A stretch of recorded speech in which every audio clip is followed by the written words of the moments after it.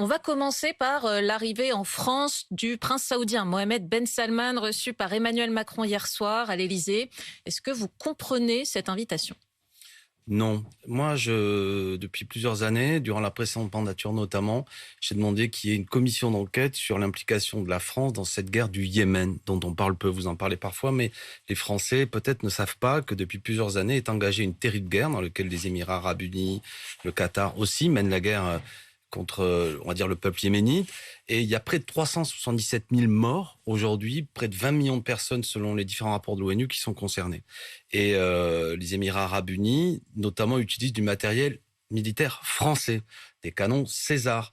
On a envoyé même des experts pour aider les militaires des Émirats arabes unis. Vous voudriez que la France cesse de vendre des armes, moi, je pense notamment à qu'au l'Arabie minimum, il y a saoudite. des traités internationaux dans lesquels nous devons, nous, cesser de participer à ce qui est considéré comme une catastrophe humanitaire. Ça, c'est le premier aspect. Deuxièmement, MBS, comme on le surnomme, est quand même, selon les éléments qui sont aujourd'hui partagés par beaucoup, que ce soit des gouvernements, même les États-Unis le disent, engagé dans l'assassinat horrible de M. Khashoggi, ce journaliste qui était un opposant. Donc, quand même, je veux bien que le business a ses règles, mais quand on est la France, le pays de la Déclaration des droits de l'homme, que bien souvent, en plus, M. Macron a eu fait la leçon dans certains débats sur soi-disant les uns et les autres qu'il fréquentait et qu'il ne fréquentait pas, c'était souvent à tort. Là, j'observe qu'il serre la main longuement à un homme qui a les mains tachées de sang. Et je pense que tout n'est pas permis. Alors, et vous que connaissez les arguments de la France. J'entends bien. C'est pour essayer de négocier davantage de pétrole produit en Arabie Saoudite, une baisse des prix.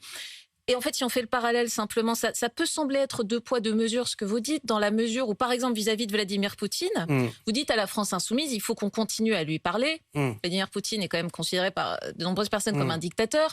Et par exemple, si on fait un embargo sur le gaz, vous dites que ce serait désastreux pour le pouvoir d'achat des Français. Alors, pourquoi on pourrait parler à Vladimir Poutine et pas à Mohammed Ben Salman?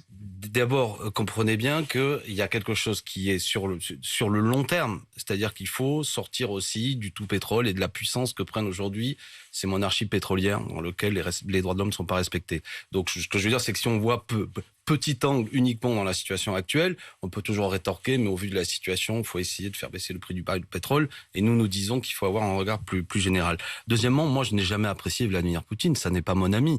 Jean-Luc Mélenchon n'a jamais serré la main longuement à Monsieur Poutine. La question aujourd'hui mais Jean-Luc Mélenchon a par exemple rendu hommage à Fidel Castro par le passé, lorsqu'il est mort, où il a Fidel rendu visite Castro à n'est pas certains dictateurs. responsable de la mort de 370 000 personnes. Est-ce qu'on ne peut parler qu'à des démocraties? C'est la question, en fait. Non, mais enfin, vous placez sur le même plan Cuba, qui avait, avec la proximité des États-Unis d'Amérique, qui est un pays qui a essayé de résister à la domination américaine, qui pendant longtemps utilisait l'île de Cuba comme étant un lieu où la corruption, la mafia était là et le peuple cubain n'était pas respecté. Même si Cuba n'est pas une démocratie, on peut quand même avoir un petit peu de géopolitique et considérer qu'on n'est pas obligé de s'aligner sur le discours des États-Unis d'Amérique. Non, mais on peut amener par moment. Je comprends la réelle politique.